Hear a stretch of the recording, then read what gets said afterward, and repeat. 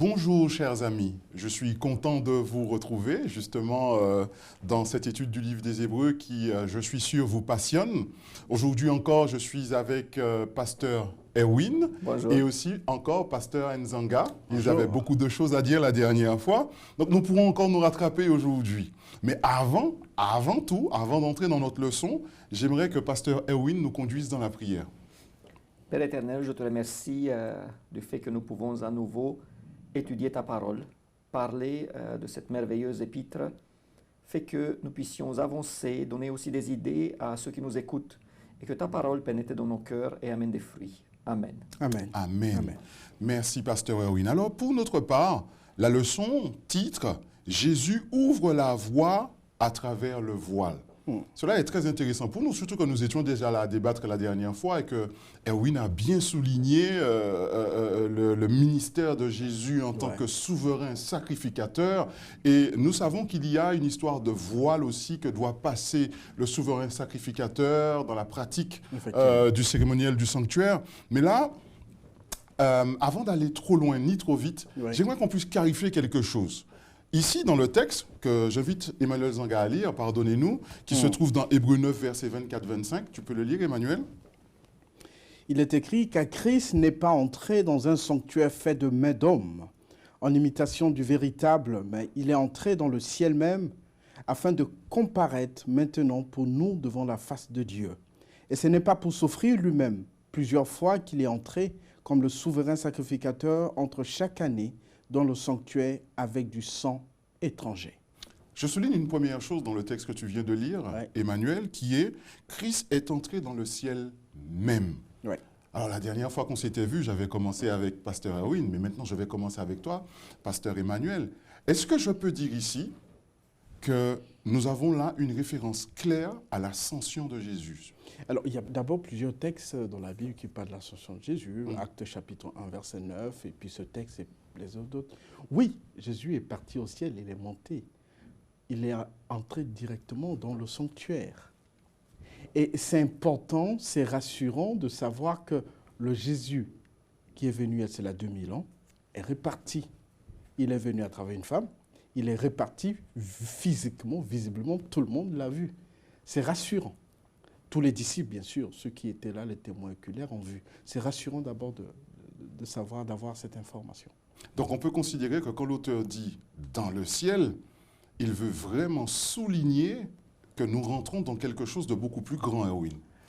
Oui, je veux préciser une chose. La dernière fois, nous avons les deux contribué pour éclaircir les choses, mais comme le sujet me passionne, je suis enclin parfois de trop parler et de ne pas laisser mon collègue autant, donc je demande pardon, Emmanuel, pour cela.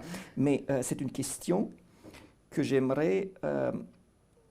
dont j'aimerais aller en profondeur théologique, parce que quand Jésus est entré dans le ciel, donc il y a l'ascension.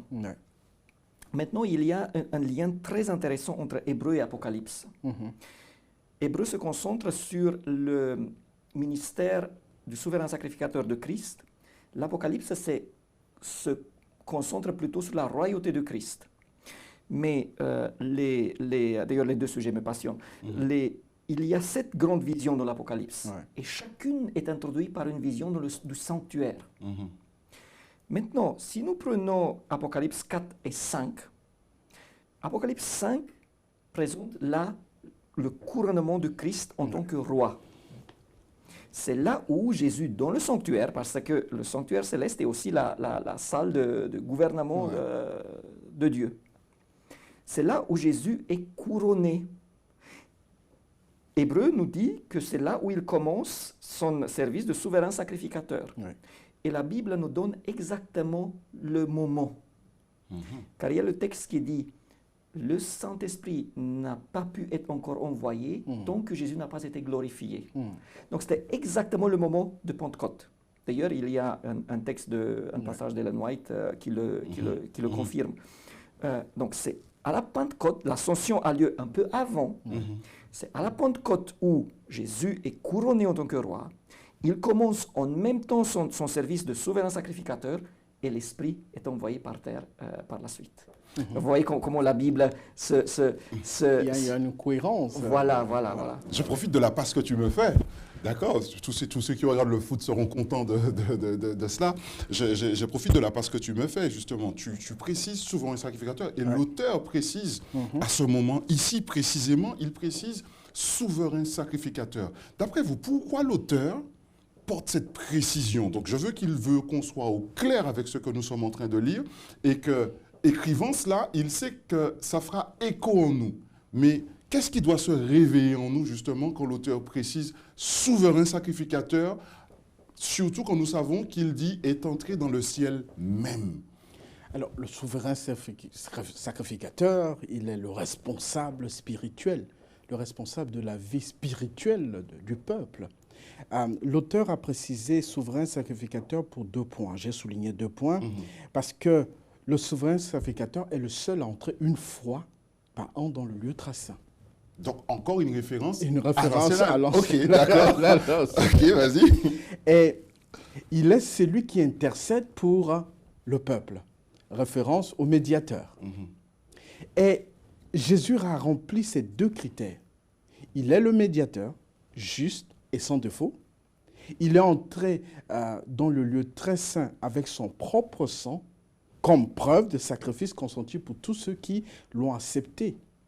Donc, il intercède, et il intercède avec son propre sang. C'est fort, parce que dans l'ancienne alliance, les souverains sacrificateurs intercédaient avec le sang de l'agneau, des boucs, etc. Mais cette fois-ci, Jésus, c'est avec son propre sang. Il est tout à la fois, raison pour laquelle l'auteur a pris la peine de préciser que celui-là... Il y a un texte biblique qui dit « Nul ne peut aller au Père que par moi, que par Jésus-Christ. Il est le chemin, la vérité, la vie. C'est le seul. » Et la porte. Et la porte. Donc, l'auteur a précisé cette information pour nous dire qu'il n'y a pas de chemin. D'accord, donc maintenant, oui, je me retourne vers toi maintenant. Puisqu'on nous parle justement de cette montée au ciel de Jésus, l'auteur l'a dit, il est entré au ciel même. Maintenant, l'auteur nous dit précisément souverain sacrificateur. C'est tellement... je suis tellement amoureux et passionné de la Bible et de cette épître qui est écrit comme ça. Tu as quelque chose ici qui donne un tout petit peu, et ensuite c'est repris. Ce texte, on le comprend si on va un peu en arrière. Chapitre 6, le verset 19. Cette espérance, nous l'avons comme une encre solide et ferme, très belle image d'ailleurs. Une encre solide et ferme pour notre âme, elle pénètre au-delà du voile. Là où Jésus est entré pour nous, comme un précurseur devenu souverain sacrificateur pour l'éternité selon l'ordre de Melchizedek. Donc vous voyez, déjà là, nous avons tout ce qui est repris après. Et c'est très intéressant. Il dit que notre encre, donc l'encre pour notre espoir, pour l'espoir du salut, pour l'espoir du pardon, il est dans le sanctuaire. Et avant que Jésus y entre, la porte était fermée. Il n'y avait pas de possibilité d'obtenir ce salut d'une manière réelle. Dieu a mis en place un substitut, l'ancienne alliance, une ombre, une image. Mais la porte était fermée. Il n'y avait pas de chance pour obtenir le salut. Maintenant, la porte est ouverte. À travers le voile, c'est Jésus qui est entré, et nous avons une encre ferme, solide, qui tient notre espoir. Donc notre espoir vient du sanctuaire. D'accord, donc je vois qu'il a dit 2 fois le mot voile, et c'est là que je voulais aller. Tu as bien devancé la question, c'était là que je voulais aller effectivement, puisqu'on nous dit qu'il est monté au ciel. Ensuite, on nous dit qu'il était là comme souverain sacrificateur. Donc le fait de monter au ciel est synonyme de passer le voile alors. On peut dire ça. Vu que le voile, ça sépare, et Erwin a souligné, ça sépare deux places. Jésus est le seul. Quelles sont les places que ça sépare? Parce que nous avons des auditeurs. Alors, dans le sanctuaire, si on part, il y a le parvis, l'extérieur, il y a le lieu saint, il y a le lieu très saint. Donc, ces 3 parties, le lieu saint et du lieu très saint, il y a un voile qui sépare aussi. Et dans le parvis pour entrer dans le lieu saint, normalement, il y a un voile qui sépare. Mais Jésus-Christ, lui, il est entré, il a eu l'autorisation, le droit, la permission d'entrer dans toutes les pièces. Alors que, au temps des enfants d'Israël, c'était le souverain sacrificateur qui avait le droit de franchir le voile du lieu très saint. Ce qui veut dire que, partons de la terre pour monter au ciel, Jésus a eu le feu vert de son Père pour entrer n'importe où. Et dont même la pièce la plus importante, qui est le lieu très saint, où on entre une fois par an, Jésus-Christ est entré avec ce passe. Je suis l'avocat, je suis le médiateur, je suis le souverain sacrificateur. En fait, je suis tout. Mais en quoi cette pièce était-elle si importante? Parce qu'il y a la présence de Shekinah, la présence de Dieu dans cette pièce. Ah, d'accord. On ne peut pas dire que dans les autres pièces, il n'y a pas la présence de Dieu, mais en fait, je dirais que c'est le lieu de jugement, en d'autres termes. Hein. C'est la pièce de jugement, tout à fait. en d'autres termes. Vous voyez, je me souviens encore, dans la Bible roumaine, le traducteur disait, dans le 6.19, il a pénétré au-delà du deuxième voile. Ouais. Il a interprété. Ouais. Mais la Bible dit seulement voile. Il n'y a pas le mot deuxième. Car, souvenez-vous de l'ancienne alliance, il y a deux services. Le service annuel et le service qui a lieu... Journalier, oui. Le service journalier et le service une fois par an. Ouais. Donc, le premier voile, celui entre le parvis et la sainte, Ouais. c'est le voile qui était passé par les prêtres chaque année. Et c'est ça qui compte aujourd'hui pour nous, parce que Jésus est passé à travers du premier voile pour obtenir notre pardon. Ouais. Le prêtre, il allait jusqu'au deuxième voile, il s'arrêtait au deuxième voile. Ouais. Et là, il aspergeait du sang, et comme ça, la personne était pardonnée. Le sang passait avec les péchés dans le sanctuaire. Donc, mon espérance est ancrée dans la première partie du sanctuaire, là où s'obtient le pardon.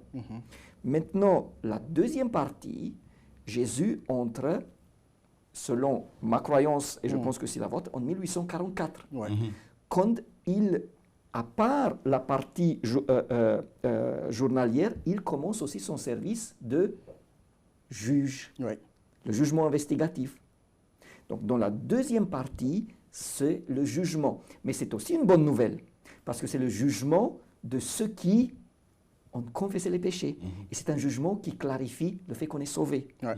Donc, au moment où Jésus, donc, disons qu'il a commencé avec Adam, ensuite avec Ève et tous les autres, Abraham, il a vu, OK, les péchés sont pardonnés, il peut être sauvé.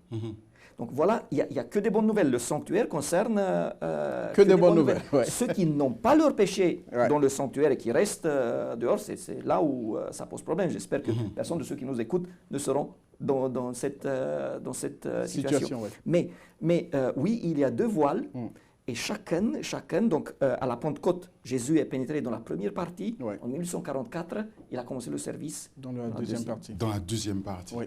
Tout ça est très intéressant de savoir ça. Et justement, on nous dit qu'il se présente devant Dieu. D'où ma question tout à l'heure, qu'y a-t-il dans cette seconde pièce? Et j'ai bien aimé, tu me disais que nous sommes dans la présence de Dieu. Donc maintenant, Jésus là, est censé baigner dans la présence de Dieu, puisque le texte dit Jésus se présente devant la face de Dieu. Ouais. D'accord? Donc à partir de la Bible, je souris parce que tout à l'heure tu me disais, pourquoi à partir de la Bible?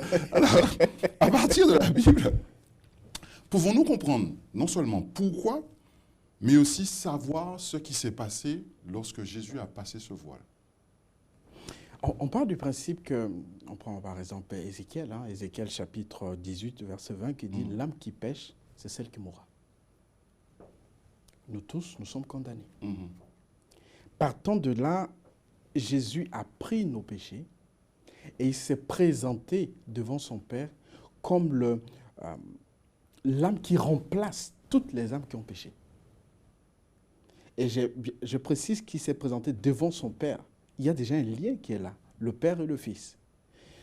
Je prends un exemple, je ne sais pas pour parler de la corruption, mais imagine que tu fais une faute et puis ton avocat, le président du jury, c'est son père. Il suffit qu'on présente toute ta charge et puis il vient, il se présente devant son père et il dit bonjour papa. Je pense que c'est rassurant quand même hein, de savoir que notre souverain sacrificateur, notre juge, notre médiateur, il est le fils du président du tribunal. Et le ministère dans le lieu très saint consiste à faire ce jugement. Ce jugement qui commence dans la maison de l'Éternel, ce jugement investigatif. Et à la fin, quand Jésus sortira de ce lieu, c'est pour donner la sentence finale.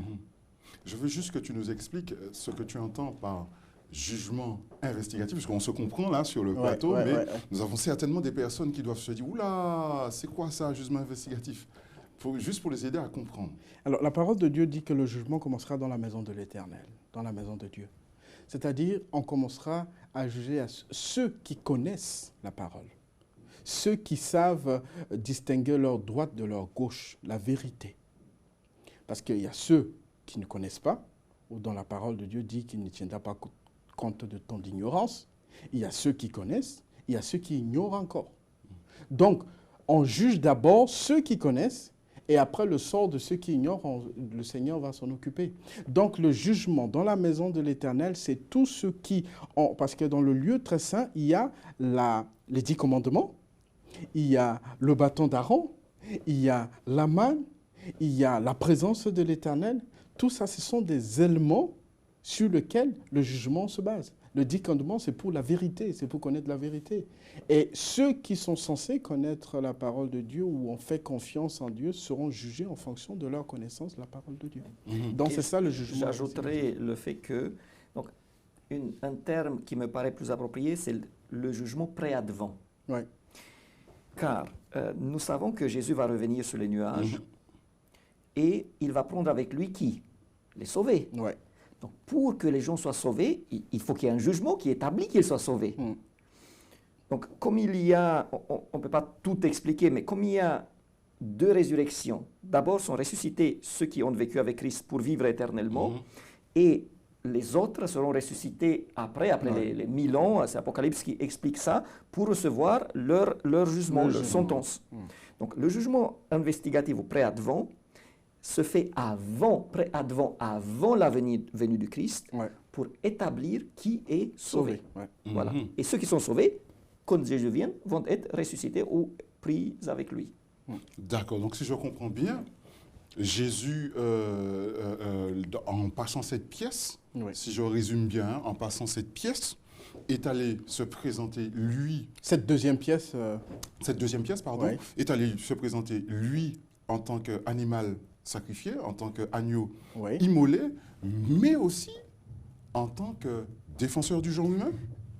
Alors, nous avons là un point où ça ne correspond pas exactement avec l'Ancienne Alliance. D'accord. Car dans l'Ancienne Alliance, tu avais le service journalier, pause, ensuite le service annuel.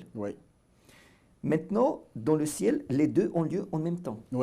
Il y a le pardon qui se fait dans la première partie du sanctuaire et il y a le jugement qui se fait en même temps dans la deuxième pièce. Mais j'aimerais revenir sur ce qui se passe dans la première pièce, sur ce que Emmanuel avait dit tout à l'heure, le fait que Jésus se présente devant le Père. Nous avons un avocat que nous connaissons, qui nous aime. Ce qui se passe est une action juridique, parce qu'on parle de la loi divine. Je suis condamné. Jésus a souffert la punition de mon péché déjà. C'est pour ça qu'il a le droit de prendre sur lui mes péchés. Il se présente devant le Père. Il dit, je paraphrase, voilà, donc, Père, j'ai mouru pour lui, je suis mort pour lui. Il m'a demandé pardon, il m'a demandé de le représenter. S'il te plaît, pardonne-lui. Et ce qui se passe est maintenant une décision juridique. Dieu fait la justification par la foi. Et ce qui change, c'est mon statut. Jusqu'à maintenant, j'étais pécheur condamné, et maintenant je suis justifié, pardonné. Je passe d'un statut de pécheur à un statut de personne justifiée.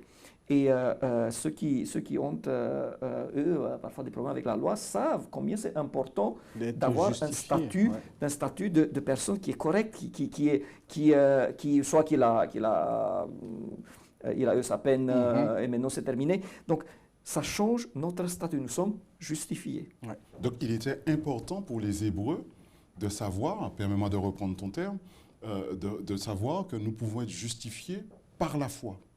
Il était important pour eux Il était important pour les Hébreux de le savoir. Il est aussi important pour tous ceux qui sont sensibles à cette question de la foi, la présence de Jésus-Christ, de savoir que c'est par la foi que nous sommes justifiés. Parce que tout ce que nous avons présenté ici, c'est quelque chose qui se déroule dans le ciel. On n'est pas là. Mais d'après l'information que Hébreux et d'autres textes bibliques nous donnent, on accepte par la foi. Et Hébreux 11 exprime bien tous les éléments de la foi dans ce sens. Et la justice de Christ est possible si et seulement si nous restons derrière Christ. D'ailleurs, même dans l'Ancienne Alliance, c'était toujours par la foi. Parce que la personne avait la foi que l'agneau représente le Christ qui va venir et mourir. Moi, je dois avoir la foi que Christ est mort et que maintenant il intercède. Donc ici, l'auteur fait un rappel.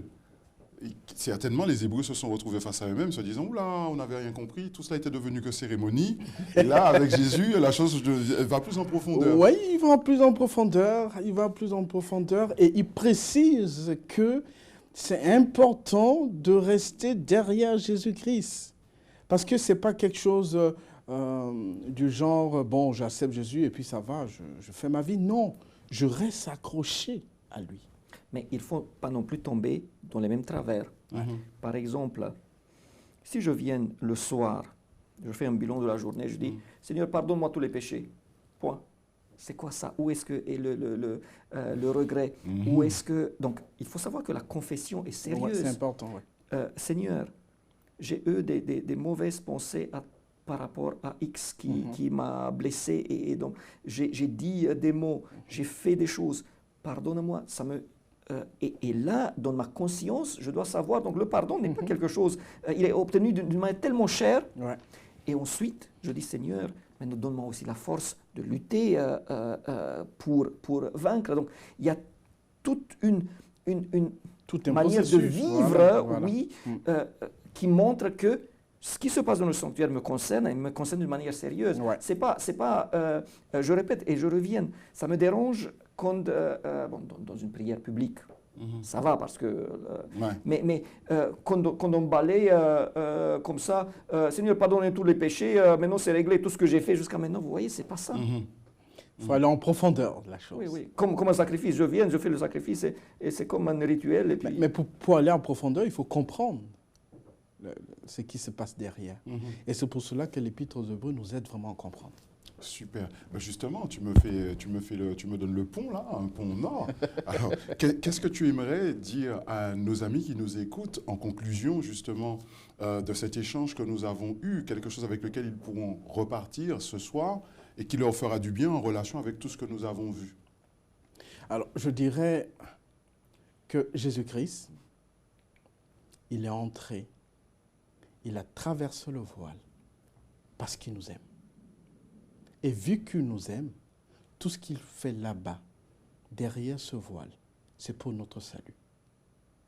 Et tout ce qu'il nous demande, c'est de lui obéir, comme dans l'Ancienne Alliance. Ça rejoint l'Ancienne Alliance. Croire et obéir.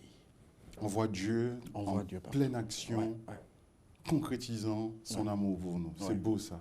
Tout ce qu'il fait pour notre amour. C'est beau. Et toi, Erwin, qu'aimerais-tu dire à nos amis qui nous écoutent en guise de conclusion par rapport à tout ce que nous avons vu ensemble là aujourd'hui? J'aimerais revenir sur un point qui aurait pu peut-être être traité quand on a parlé de l'Ancienne Alliance. Parfois, la Bible donne l'impression que dans l'Ancienne Alliance, les lois étaient sur des pierres, alors que dans la Nouvelle, les lois sont sur le cœur.